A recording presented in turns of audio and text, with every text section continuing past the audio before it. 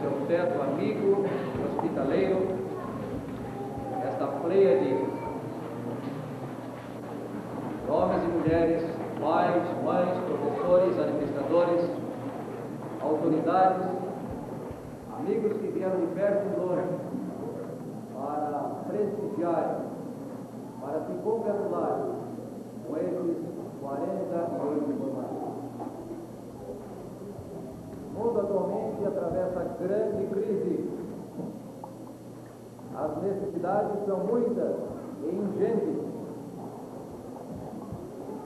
Mas escreveu certa escritura dizendo que o que a igreja necessita nesses dias de perigo é de um exército de obreiros, como o apóstolo São Paulo, que tenham se educado para servir, que tenham uma profunda experiência nas coisas de Deus e que sejam cheios de fervor e de desejo.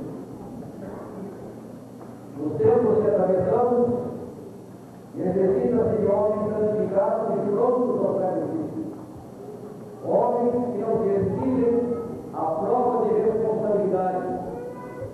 Homens em cujo coração Cristo está formado a esperança da glória e que com lábios tocados com fogo santo preguem a palavra.